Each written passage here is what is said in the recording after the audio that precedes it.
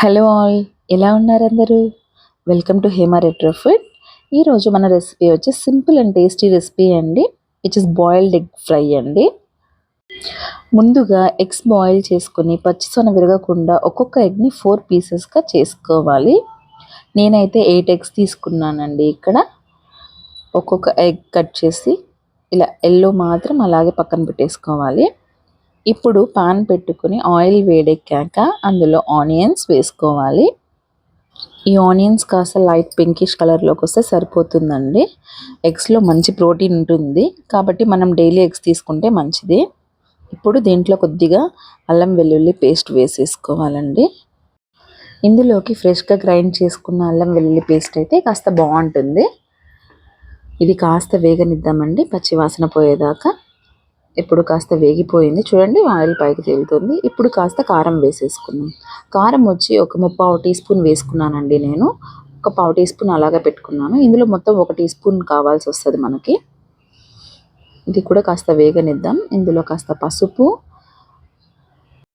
అలాగే సాల్ట్ కూడా వేసేసుకుందామండి. కాస్త తిప్పుకుందాం. వేగింది కదా, ఇప్పుడు మనం ఇందులోకి కరివేపాకు వేసుకుందామండి. ఒక గుప్పెడు కరివేపాకు సన్నగా తరిగింది వేసుకోవాలి, చాలా బాగుంటుంది. ఇంకాస్త ఎక్కువ తినే వాళ్ళైతే కరివేపాకు కాస్త యూజ్ చేసుకోండి, మంచిదే.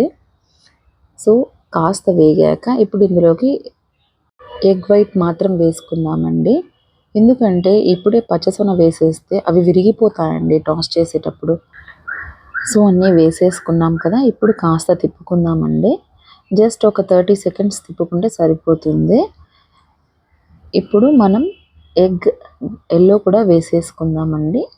సో అవి కూడా నిదానంగా వేసుకోవాలి. వేసుకున్నాక దీన్ని నిదానంగా టాస్ చేసుకోవాలండి, విరగకుండా. అప్పుడే కర్రీ బాగుంటుంది, టేస్ట్ కూడా. అది విరిగిపోయింది అనుకోండి, ఫ్లేవర్స్ అన్నీ ఇంబ్యాలెన్స్ అయిపోతాయి అన్నమాట. ఇలా నిదానంగా తిప్పుకుంటూ కలుపుకోవాలండి ఎగ్స్ అన్నీ కూడాను. ఇందులో 1/2 స్పూన్ ధనియాల పొడి, 1/2 స్పూన్ మిరియాల పొడి వేసుకోవాలండి.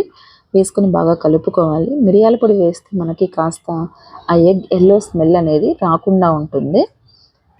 మిరియాలు మంచి ఫ్లేవర్ని ఇస్తుందండి కర్రీకి, టేస్ట్ను కూడా బాగా ఇస్తుంది. ఇప్పుడు ఇందులోకి మిగిలిన 1/4 టీ స్పూన్ మిరప్పొడి వేసేసుకుందామండి. ఇది చాలా మంచి ఫ్లేవర్ ఇస్తుంది లాస్ట్లో మిరప్పొడి వేయడం వల్ల, ఈ కర్రీకి మాత్రం ఎస్పెషల్లీ. సో ఇప్పుడు కొద్దిగా ఒక గుప్పెడు పైన మనం కొత్తిమీర కూడా వేసేసుకుందామండి.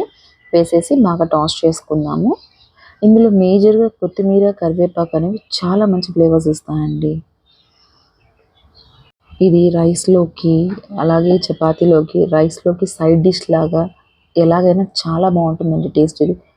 సో ఈ వీడియో మీకు నచ్చినట్లయితే కమెంట్ చేయండి, షేర్ చేయండి, లైక్ చేయండి, సబ్స్క్రైబ్ చేయడం మర్చిపోకండి. Thank you, bye, take care.